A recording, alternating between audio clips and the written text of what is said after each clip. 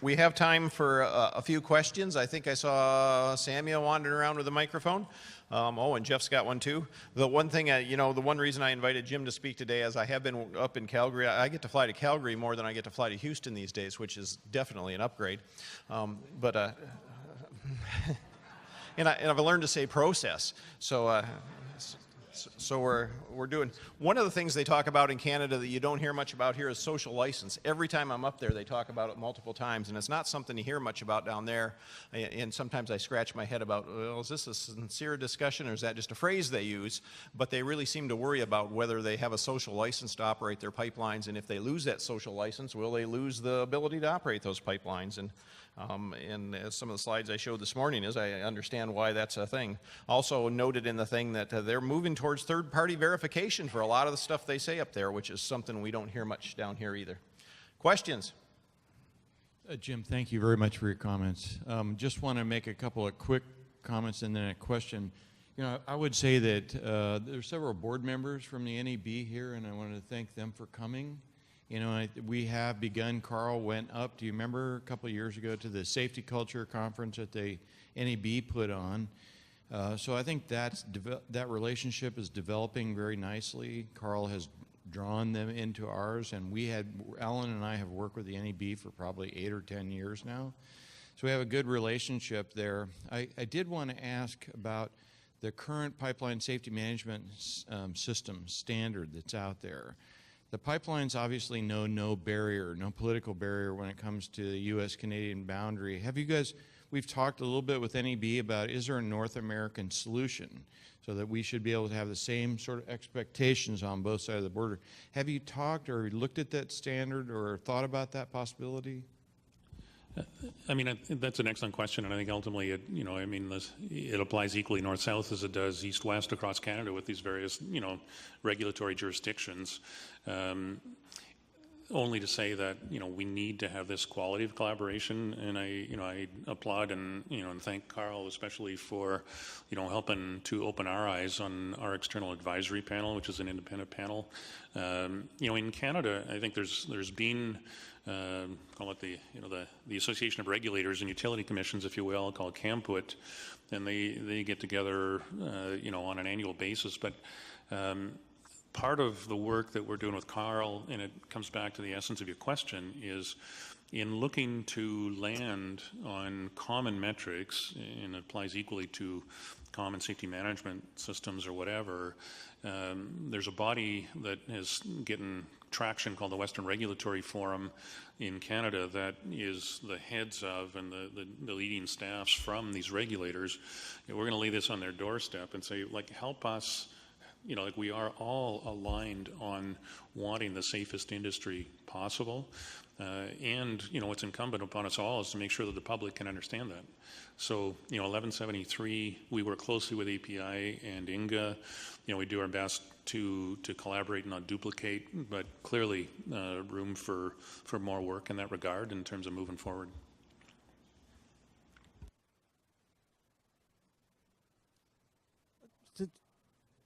Well, since I have this microphone, I'll ask a question.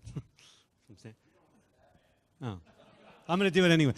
So here's a radical question. With apologies to the engineers in the room for the heresy that is about to proceed.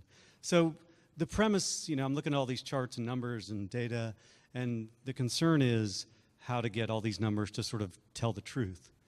But I mean, my mathematician friends at the university would say that numbers are never going to tell the truth. So what if all this numerical data isn't the solution? What if it's the problem? In other words, is there a place for, this is the heretical part, is there a place for non-numerical data, other kinds of information to gauge safety and success, stories, pictures, et cetera, and that the hyper-focus on the data is sort of preventing the very thing that we wanted to solve, to a degree? I think therein lies one of the challenges I mentioned about data visualization, and which is a challenge many face, but that's one that certainly as we work through technical data, and we collect a lot of technical data that operators submit to us, that's just a big part of the information we do have on board. You know, there's other information that I alluded to related to like enforcement that's probably not, you know, the technical side, but it's more a measure of, okay, operator performance, you know, issues that we've found that's not necessarily data related, but it's more like, you know, did you comply with the code or no in this area, and, you know, measures related to that. But those are others, really. Yeah, I think, you know, and so, I mean, that really refers to my comments around the trust equation, and I agree wholeheartedly with that whole bit. That says even if we get the right metrics, you know, with the input of, you know, some of the very many learned people in rooms such as this, if we can't look each other in the eye and know that it means something, you know, when all is said and done, then it's still not worth too much. And, you know, I think again, it's, you know, it's a highly technical industry, and it must be, and we need the data, because it's, you know, it truly does tell a big story about performance, but how you then apply it and how you help people to understand it.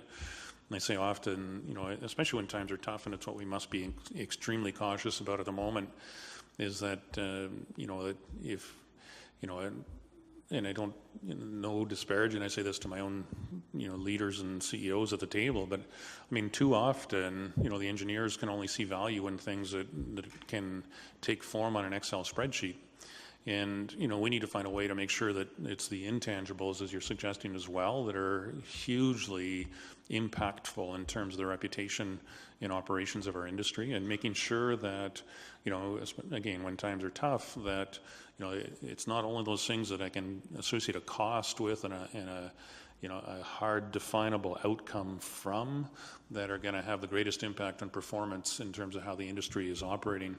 So that, you know, that would be my own response to what you're suggesting, and I agree in large measure with it.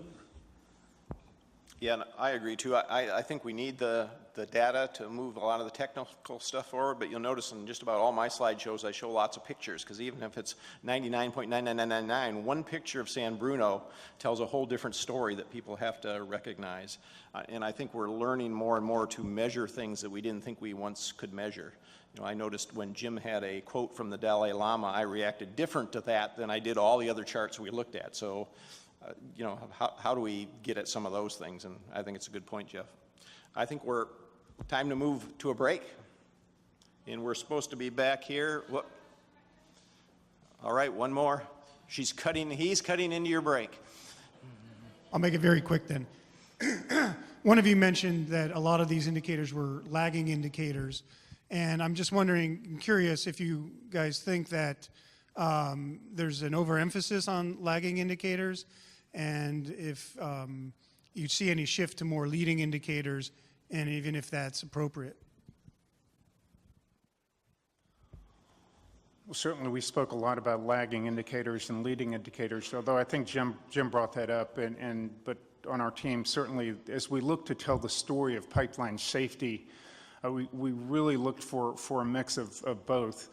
The lagging indicators are easy. The pipe broke. We have data on that. We have a lot of data on that, and that's kind of easy data to get. But the leading indicators are things like how operators are performing on integrity management or leak repairs and that sort of thing. So we really tried to have a mix of both, or another leading indicator related to pipeline infrastructure and that sort of thing. So the attempt to have, you know, the lagging, which are the incident rates, and then the leading, which are a measure of operations and maintenance, and then inventory of what's in the ground. Yeah, I agree, and I think the very important focus on safety management systems being kind of the front end in terms of, you know, if we got the right practices, protocols, are we kind of document that I'm following them? You layer over top of that leadership and culture in terms of saying, well, you know, it's not only about the rules, it's about, you know, the intention and the quality of leadership and the way that they're actually executed. The lagging indicators are just that. I mean, they're outcome based. As good as that science is becoming, the science is truly imperfect in terms of, you know, leading indicators, and it's something that we search for all the time in terms of what are the best leading indicators to make sure that I'm getting the lagging under control. All right, thank you.